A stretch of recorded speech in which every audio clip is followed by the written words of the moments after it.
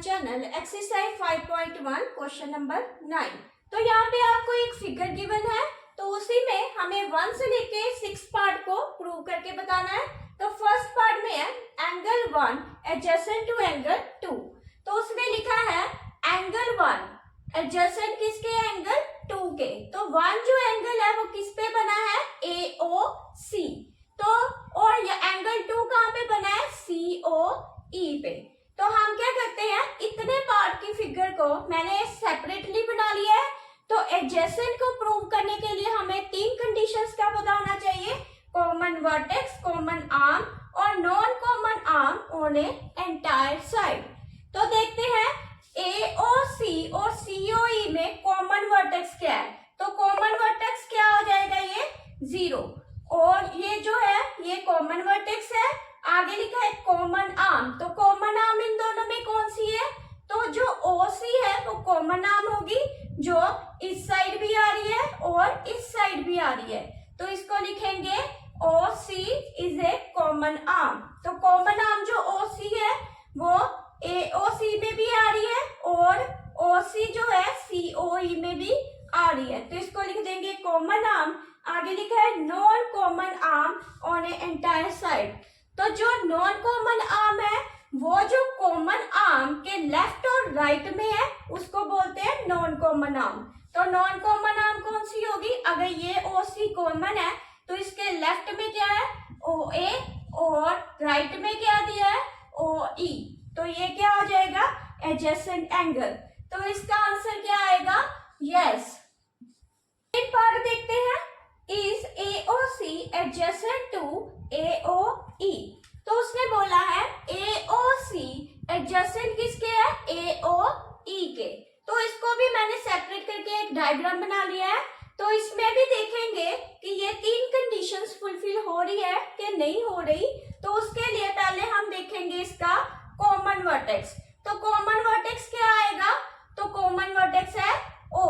तो ये देखो यहाँ पे AOC और COE में ये जो O आ रहा है ये कॉमन है, इसको क्या ले लेंगे, कॉमन वर्टेक्स। आगे है कॉमन आर्म। तो इसमें कॉमन आर्म कौन सी आएगी, AO इस साइड भी है और दूसरी साइड भी है। तो AO क्या है इसकी, कॉमन आर्म। तो ये देखो AO जो है एंगल 1 में भी आ रही है और ये जो AO है एंगल 1+2 में भी आ रही है। तो इसको ले लेंगे कॉमन आर्म। तो नॉन कॉमन आर्म से इसमें कौन सी हो जाएगी, नॉन कॉमन आर्म है। अगर ये कॉमन है तो इसके राइट की साइड ये दो जो नॉन कॉमन आर्म है OC एंड OE। तो ये दोनों ही राइट की तरफ आ रही है। तो हमें कंडीशन चाहिए होती है कॉमन के लेफ्ट और राइट में होनी चाहिए। तो यहाँ दोनों ही राइट में है, तो इसलिए आंसर क्या आ जाएगा, नो। तो ये एडजेसेंट एंगल नहीं है, तो इसके लिए यहाँ पे लिख देंगे नो। थर्ड कंडीशन है do COE and EOD are a linear pair. तो यहाँ पे देखेंगे COE एंगल 2 है यहाँ पे और EOD।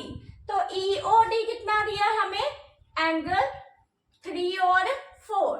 तो इसको कैसे लिखेंगे, ये यहां से लेके यहां तक COE दिया था आपको एंगल 2 में और आगे EOD दिया है 3 और 4 का एंगल।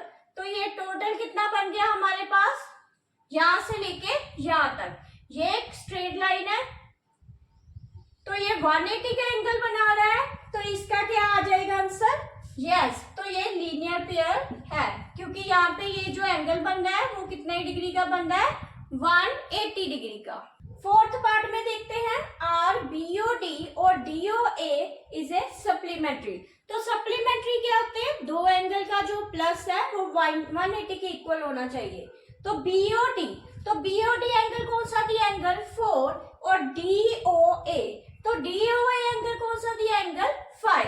तो ये जो दोनों का प्लस करेंगे तो ये 180 का एंगल बन रहा है, स्ट्रेट लाइन है उस पे ये एंगल बन रहा है 180। तो ये सप्लीमेंट्री एंगल है, इसको भी लिखेंगे यस। आगे है 1 वर्टिकली ऑपोजिट टू एंगल 4। तो जो 1 का ऑपोजिट एंगल है वो क्या है, 4।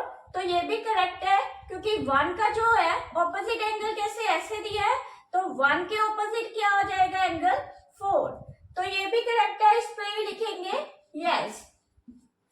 आगे है what is the vertically opposite of 5, तो ये जो 5 है यहाँ पे जो 5 दिया है, 5 के ऑपोजिट कौन सा एंगल होगा, ये वाला एंगल होगा।